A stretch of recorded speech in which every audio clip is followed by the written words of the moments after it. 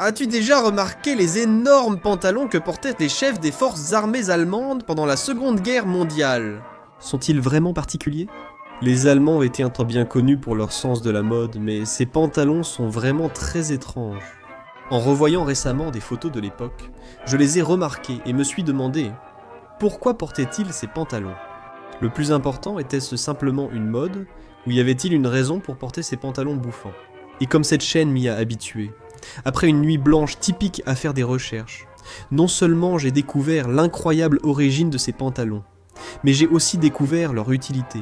Ce n'était pas seulement un vêtement à la mode. Ils avaient aussi un but militaire, donnant à celui qui osait les porter un avantage au combat. En réalité, ils n'étaient pas larges, car ils les mettaient dans leurs bottes. Sinon, ils ressemblaient à ça. C'est étrange, n'est-ce pas? Dans cette vidéo, nous allons parler de l'histoire de ces pantalons curieux. De cette façon, nous saurons pourquoi les Allemands portèrent ces pantalons bouffants. Et aussi, qu'espéraient-ils accomplir avec ceux-ci? Alors installe-toi confortablement et sois le bienvenu au Guns Club. L'histoire de ces pantalons curieux est aussi ancienne que l'Allemagne elle-même, probablement au grand mécontentement des Allemands qui les portaient. L'origine de ceux-ci peut être retracée jusqu'en Inde. Les pantalons en question s'appellent l'Augsburg. Leur nom leur a été donné en l'honneur de la capitale de l'ancien état princier de Marwara, situé dans l'actuel état du Rajasthan, à l'ouest de l'Inde. Les Rajputs appartenaient à la classe guerrière de l'Inde.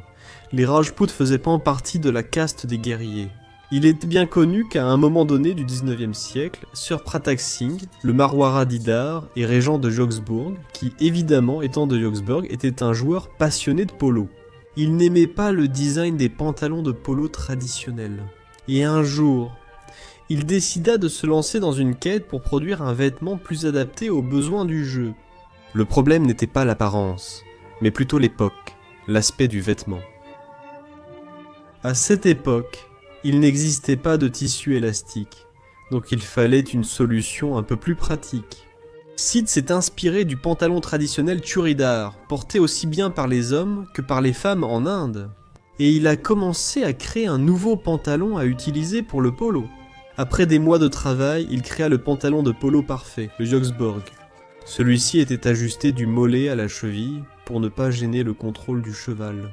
Le tissu a été renforcé ici pour protéger des chutes et frottements. Les zones les plus sujettes au frottement ont aussi été élargies pour limiter les dégâts lors de la monte. Au début du XXe siècle, toutes les équipes de polo en Inde portaient ce pantalon. Cela s'est avéré être une amélioration considérable par rapport au pantalon d'origine. On raconte qu'un jour de 1897, Sid lui-même fut invité en Angleterre pour un événement commémoratif. À cette époque, l'Inde était sous la domination de l'Empire britannique, donc Sid ne pouvait pas manquer un appel de la reine. Au cours des semaines qu'il a passées en Angleterre, il a participé à de nombreux tournois de polo et curieusement, Sid a remporté chacun de ces tournois. Tout cela grâce à l'avantage qu'il avait sur les Britanniques indiens. À chaque match, il utilisait son nouvel équipement de polo, qui a fait sensation auprès de la royauté britannique. On dit que le seul pantalon Jodhpur qu'il avait emporté a été déchiré lors d'un match. Alors, il est allé voir un tailleur local pour qu'il lui en fasse un nouveau. Le tailleur lui a demandé quel était le nom du vêtement et si, ne comprenant pas très bien l'anglais, il a répondu Jodhpur, pensant que le tailleur lui avait demandé son origine. Le tailleur a fini par produire les pantalons en masse, s'appropriant l'idée de SID, et en à peine un an, toutes les équipes de polo britanniques ont également adopté le nouveau pantalon. Les pantalons de polo n'ont pas tardé à être adoptés également par la cavalerie de l'armée britannique. Leurs avantages à cheval les rendaient imparfaits pour l'armée. En plus, à cette époque, on cherchait encore à ce que les uniformes militaires soient à la mode. Alors, les pantalons Jodhpur étaient parfaits. Ils donnaient à la cavalerie l'air de joueurs de polo de la royauté. Comme il faisait partie de l'armée anglaise, il a rapidement été adopté par toutes les nations alliées ou satellites de l'Empire, arrivant aussi aux États-Unis, peu avant la Première Guerre mondiale.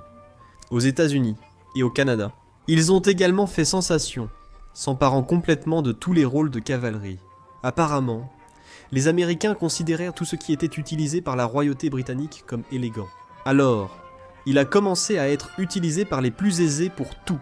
Pour la chasse, pour jouer au tennis, pour les courses, ou même pour leur quotidien. Dans chaque sport, il y en avait un, même si en réalité cela n'apportait davantage que pour l'équitation. Après la Première Guerre mondiale, les femmes ont commencé à faire ce que faisaient les hommes, notamment porter des pantalons. Ils étaient aussi partout et représentaient un symbole de pouvoir et d'élégance, s'emparant complètement de la mode de l'époque. En Allemagne, les Augsburg sont également arrivés. Mais pendant la Première Guerre mondiale, ils étaient portés par la cavalerie et par quelques officiers excentriques. À l'époque, 2 pantalons militaires existaient. Les Reithausen, type Augsburg, et les Feldhausen, à coupe plus droite et fonctionnelle. Mais dans les années 30, lorsque le Parti national-socialiste commençait à prendre de l'importance, en Allemagne, on a créé le groupe paramilitaire Sturmabteilung, ou chemise brune, qui servait principalement de sécurité lors des rassemblements politiques. Leurs uniformes étaient basés sur ceux des chemises noires, un groupe de nature similaire, mais italien. Le haut commandement de Mussolini lui-même appréciait beaucoup les pantalons Augsburg, qui mettaient en valeur avec élégance les uniformes de l'Italie de Mussolini. Les chemises brunes ont copié cet uniforme en 1933, lorsque la nouvelle Allemagne est apparue. Les uniformes de cérémonie ont été restructurés pour utiliser ces pantalons. La plupart des branches des forces armées allemandes s'inspireraient des modèles italiens de l'époque de Mussolini, adoptant les célèbres pantalons Augsburg. Les Allemands n'étaient pas vraiment intéressés par l'avantage notable qu'ils offraient à cheval, mais plutôt par ce qu'ils transmettaient. Ils avaient l'air extrêmement élégants dans les uniformes allemands, tout comme ils l'étaient dans les uniformes militaires de l'Italie de Mussolini. Leur forme large les a rendus très caractéristiques de l'Allemagne de la Seconde Guerre mondiale.